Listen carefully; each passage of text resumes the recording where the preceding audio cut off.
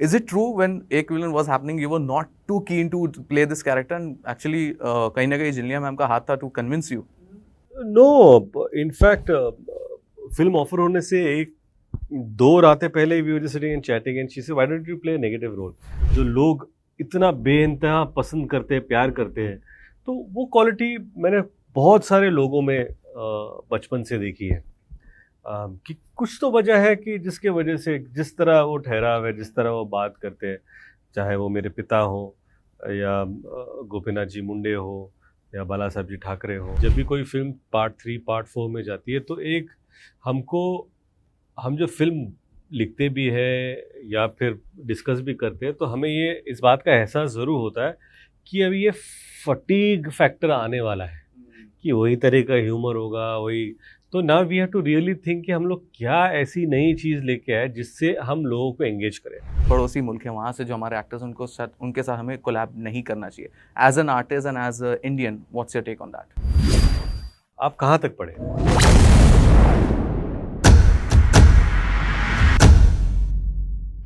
Hello everyone, this is me Simran Singh, and today we have with us आमच्या सगळ्याचा favourite Ritesh भाऊ आणि director Rajkumar Gupta. Thank you so much for joining DNA. बहुत बहुत स्वागत आपका and congratulations for red 2। Trailer बहुत ही प्रॉमिसिंग है। Thank you. एंड आपकी एडिशन के साथ ऐसा लग रहा है कि इट हैज गॉन, जैसे हम बोलते हैं सीक्वल से we expect notch higher, next chapter, it is looking in that way, too in a true sense. अच्छा जी, सवाल मैं पूछता हूँ आपसे। अरे सर प्लीज। मैं जब यहाँ बैठने आया था जी तो मैंने आपसे पूछा कि मैं कहाँ बैठूँ। जी, आपने कहा यहाँ, मैंने कहा यहाँ। यहाँ जी यहाँ मुझे बिठा दिया। जी। क्या आपने ये तय ही कर लिया था कि राज और सिमरन के बीच में कोई नहीं आएगा? ओह माय गॉड, ये वाह सर वाह, कॉमिक टाइमिंग मतलब लाजवाब है। और वाकई क्या बात है, मॉल बना दिया सर। तय करके आए थे आप। राजा सिमरन बीच कोई नहीं आएगा, सही कहा सर आपने। चलिए अभी आपका सवाल। इटर्नल लव स्टोरी, कोई नहीं आ सकता बीच में। तो पहले से इफ यू डोंट माइंड मैं शुरुआत डायरेक्टर साहब से करूंगा, मैं राज से ही पूछूंगा। बिल्कुल बोलिए, सर हमारे बीच कोई नहीं है। हमारे बीच में कोई नहीं। पहला सवाल यही बनता है सर, जब red when you were actually making red, तभी आपने कई दिमाग में आ गया था कि यार if this will click I will turn it into franchise, या जब ये बन गई एंड व्हेन गॉट ब्लॉकबस्टर आपने सोचा अमेय पटनायक की स्टोरी आगे बढ़ सकती है? व्हाट वाज इट रेड 2 की इनिशियल प्लान? नहीं, इनिशियल तो ऐसा कुछ होता नहीं। जब आप फिल्म बना रहे होते तो वो फर्स्ट पार्ट ही होती है हर फिल्म। तो आपको यही लगता है कि आपने कुछ अच्छा बनाया हो ताकि ऑडियंस को भी पसंद आए। तो इस केस में ऑडियंस को अच्छी लगी, क्रिटिकली कमर्शियली दोनों सक्सेसफुल थी। उस समय तो ऐसा लगा नहीं था कि पार्ट 2 बनाना चाहते हैं, पर बाद में 1-2 साल बाद कॉन्वर्सेशन शुरू हुई कि किया जा सकता है, इन सब कैरेक्टर को आगे लेकर जाया जा सकता है। और जब एक अच्छी कहानी मिली तो वही एक चैलेंज था, कहानी खोजना, स्क्रीन प्ले लिखना। और जब वो स्क्रीन प्ले हुआ और हमें लगा कि नहीं ये एक पावरफुल स्क्रीन प्ले है, तो हमने फिर अजय सर को प्रेजेंट किया, रितेश जी को प्रेजेंट किया। और जब so all liked it and then we went and shot it.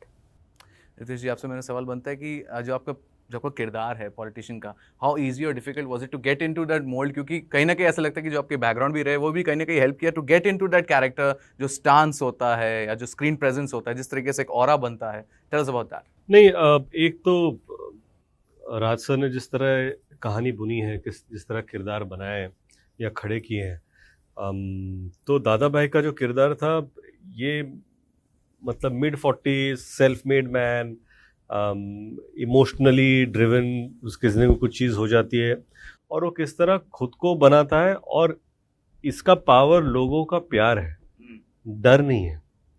तो लोग इससे इतना बेइंतहा प्यार करते हैं, मतलब कुछ तो होगी इसमें बात, जो ये इतना बड़ा मास लीडर है फिर भी आगे जाके जो भी चीज़ें करता है फिल्म में आपको जब देखें तो पता चलेगा।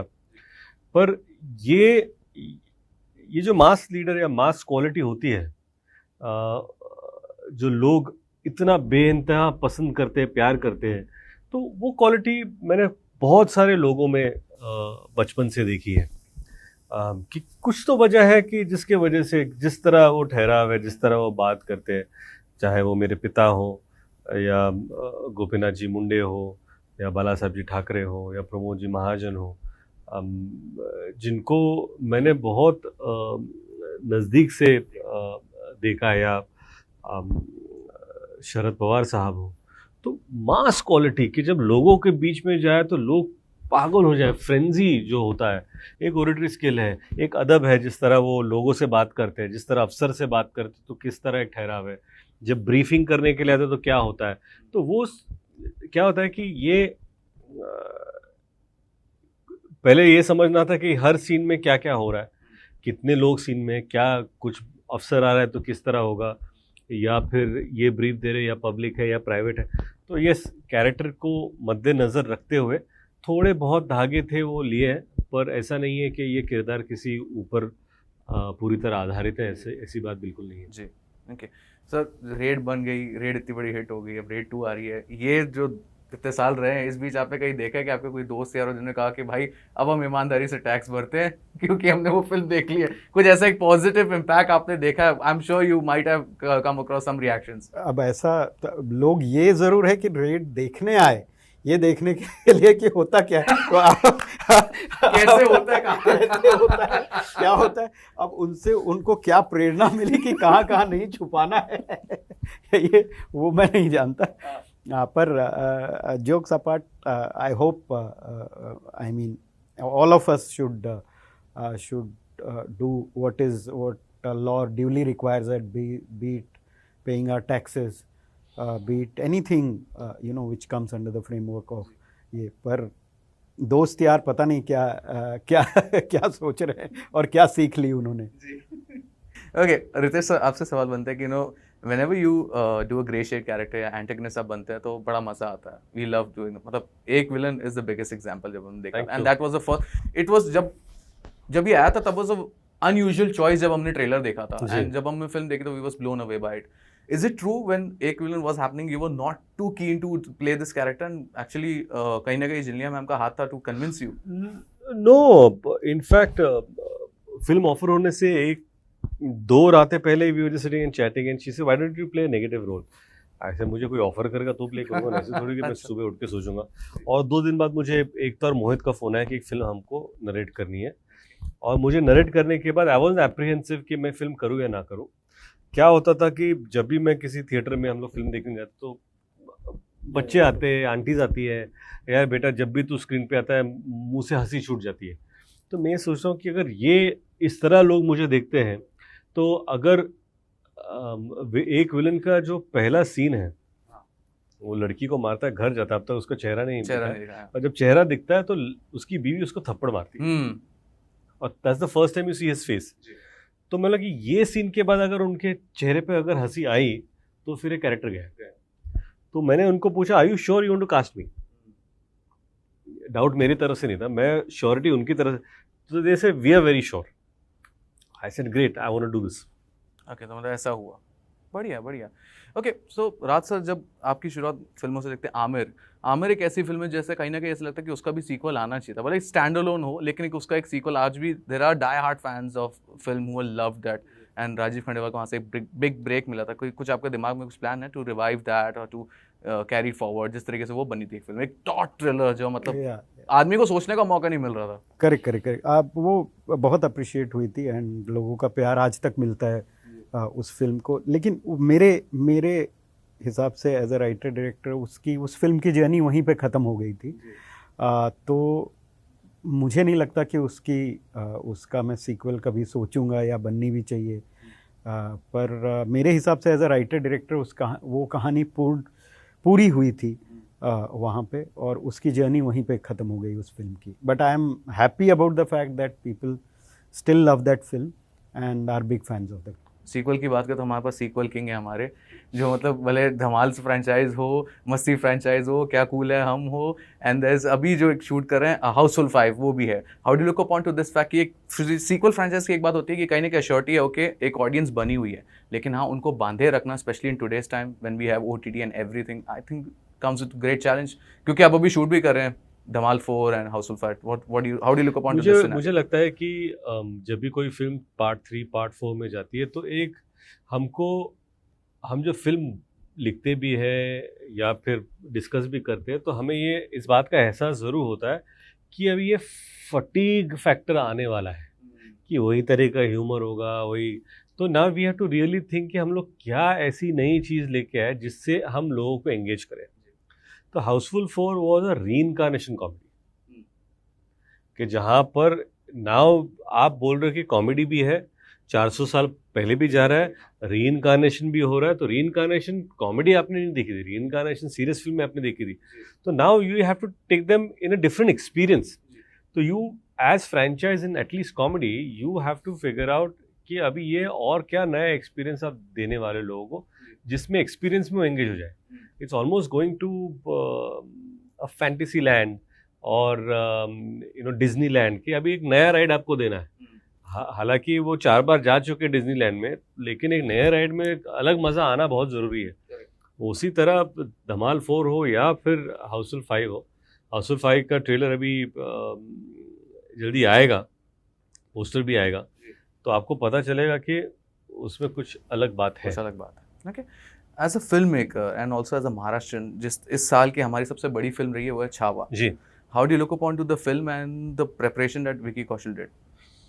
मैं आपको बताऊंगा मैंने सवाल क्यों पूछा, बट जी, पहले आपसे ये जानना okay. चाहूँगा। ठीक है, सबसे पहले मुझे लगता है Chhaava was a brilliant film, और लक्ष्मण उतेकर ने बहुत अच्छी तरह उसे डायरेक्ट किया, और दीनू ने, दिनेश विजन, उन्होंने, you need guts to produce a film at such huge scale on a personality जिसे हम सब बहुत चाहते हैं, छत्रपति संभाजी महाराज के ऊपर और उनकी लाइफ और एक कहानी। लेकिन जिस तरह उनका पेन दर्शाया, जिस तरह, और उसके ऊपर Vicky Kaushal, he was pure magic on screen. तो ये सारी चीज़ें जुड़कर आई हैं। आई जस्ट फील कि एक सिनेमैटिक एक्सपीरियंस जहाँ पर हमारे इतिहास में इतने सारे महामानव हो चुके हैं या आके गए हैं, उनके बारे में बहुत कम जानकारी है। हमारे किताबों में 4 लाइन से ज़्यादा उनके बारे में सिर्फ जानकारी, इंट्रोडक्शन होता है, ज़्यादा चीज़ें नहीं पता होती। तो जब ऐसी फिल्में बनती है इतने इन डेप्थ रिसर्च के बाद, तो you feel good about it. मैं अभी आपसे बता दूं, मैंने ये सवाल क्यों पूछा, बिकॉज हाल ही में महेश मांजरेकर जी ने कहा, उन्होंने भी रिएक्शन दिया on the success, he said कि people went to watch Chhaava because of Sambhaji Maharaj, उनकी स्टोरी के ऊपर, कैरेक्टर को देखने गए थे, विकी कौशल की वजह से नहीं गए थे। ये तो उनकी पिछली 5 पिक्चरें भी चल रही, he was good in it, but लोग गए थे महाराज की कहानी देखने के लिए। What's your take on that? मतलब कहीं ना कहीं इन अ वे डिस्क्रेडिट किया I have not heard this statement. Who said this statement? Mahesh Manjrekar sir. Okay, उन्होंने कहा जी। कि क्या कहा उन्होंने? उन्होंने ये कहा कि लोग छावा इसके लिए क्योंकि वो महाराज की कहानी देखने के लिए गए थे, for the character, not for the actor. अगर एक्टर के लिए जाते तो पिछली 5 पिक्चरें भी हिट हो जाती। He is a good actor, but वो उनके कैरेक्टर की वजह से नहीं गए थे। नहीं, विद ड्यू, वो उनका ओपिनियन है। I think everyone has the right for their opinion. I just feel कि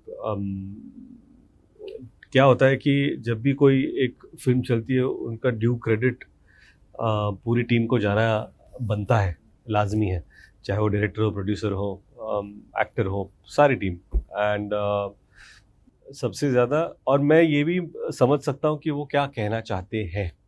वो ये भी कहना चाहते हैं कि Chhatrapati Sambhaji Maharaj is a revered personality. तो एक जब आप फिल्म बनाते हो, तो apart from the actor who is playing, there is also curiosity to watch that personality, कि अगर उन पर कहानी बन रही तो उनकी कहानी क्या है। तो I understand where he is coming from. जी, ओके। आप समय की कमी, तो आपसे 2 सवाल बनते हैं। पहला तो ये कि जिस तरीके से देश में जो हालात हुए थे पहलगाम अटैक की, मैं अगर बात करूं, अब जो अधिकतर लोगों की ये राय है कि जो हमारे पड़ोसी मुल्क हैं, वहाँ से जो हमारे एक्टर्स, उनके साथ हमें कोलैब नहीं करना चाहिए। As an artist and as a Indian, what's your take on that? आपसे पहले जानना चाहेंगे। मेरे ख्याल से ये अभी बहुत ही सेंसिटिव है। जो भी हुआ है वो बहुत ट्रैजिक हुआ है, एंड ये एक बहुत ही सेंसिटिव इशू है। हम सब अफेक्टेड हैं इससे, और इस पे जो भी अथॉरिटीज़ को करना है वो कर रहे हैं, वो उन पे निर्भर है। अभी मैं बस इतना ही कहना चाहूँगा। नहीं, I completely agree with Raj sir कि एक बहुत ज़्यादा सेंसिटिव चीज़ है ये दुर्घटना जो घटी है, या टेररिस्ट एक्टिविटी जो हुई, उससे मुझे लगता है कि द एंटायर कंट्री इज पेन्ड। और I am sure, and the government is taking strict actions towards towards the perpetrators of this crime. और मुझे लगता है कि ये बहुत ज़रूरी है कि we take a strong stand, and which I am sure कि our government in the past has shown mettle to stand by what they say. और उसके ऊपर मुझे लगता है इस बार भी क्या होता है कि आप जब भी कोई डिसीजन लेते हो वैसे खड़े होकर डिसीजन नहीं ले सकते. Lot of things that need to be thought through, discussed. और आई एम श्योर सारे परमिटेशन कॉम्बिनेशन देखकर I think as a country whatever our honorable government will decide, as a law abiding citizen we will stand by it, and irrespective of which field we are from. अगर film business है, trade business है, जो भी business है, जो भी decision, but that decision needs to come from the government. And so that is what I feel, because they know more than what we know. Makes sense. एक आखिरी सवाल बनता है, जैसे हिट फोटो जैसे रेड में हमारे सौरभ शुक्ला जी एंड फिर अभी रेड 2 में रितेश जी. मुझे ऐसा लगता है अगर रेड 3 आएगी तो एक पूरा हम ऐसे विलन की एक बना रहे हम गैंग, और एक तरफ अमेय पटनायक, ऐसा लगता है थर्ड पार्ट में भी सर का हो सकता है. ऐसा लगता है कि एक शेयर्ड यूनिवर्स हम बना रहे हैं. Are we going on that path? देखिए, पहले तो पार्ट, जैसा कि हमने कहा, part 2 we are all waiting to see how people react to that. I mean हमने 2 बार साथ में किया है. I would love to work with him again. मैं इस पे इतना ही कहना चाहूँगा.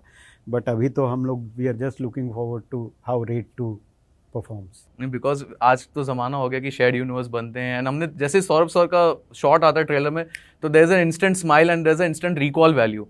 तो अगर अच्छा लगेगा रेड 3 में अगर रितेश जी भी आते हैं, हम भी 2-3 शॉट दे देंगे उस फिल्म में. आपने सुना ही नहीं, मैंने आपने ध्यान से सुना ही नहीं मैंने क्या कहा. नहीं, मतलब वही है कि अब यू वेटिंग कि यहाँ भी कैसे रिस्पॉन्स मिलता है. जाने से पहले मुझे आप बताइए. जी सर, शुरुआत आपने इसकी, अब अंत भी आप ही करेंगे. मैं करता हूं. जी सर प्लीज. कि आप कहाँ तक पढ़े? सर मैंने BMM ग्रेजुएट. जी. एग्जाम में कैसे थे आप? सर ठीक ठाक था सर. फिल्मों में ज़्यादा ध्यान था. फिल्मों में ज़्यादा ध्यान था. तो आप जब एग्जाम देते थे तो कभी कॉपी करते थे ऐसे? नहीं सर, टचवुड नहीं किया. नहीं. अच्छा, हाथ दिखाइए अपना. वो दिखाइए. आप वो कॉपी नहीं करता सर, वो से पूछ रहा हूँ. सर कॉपी मतलब सामने से नहीं कॉपी करते थे ना, सामने ऐसे ये था सर. हाथ तो दिखा दो ना. हाथ दिखाइए. हाथ सर मेरे मैले हैं. अरे क्लोजअप लीजिए हाथ का. सारे कारनामे इन लकीरों पे लिखे हुए हैं. सर हम लकीर के फकीर और कुछ नहीं. On that note, thank you so much guys. Thank you wish so you all the much. best. मैं दिल से चाहता हूँ कि रेड 2 बहुत अच्छी हिट हो, because मेरे दिमाग में वो है. मैं दिल से चाहता हूँ कि आप जाके फिल्म देखिए. Definitely, I'll बस. Definitely. Thank you so much and wish you all the best. Thank you so much. That's it from DNA. Keep watching.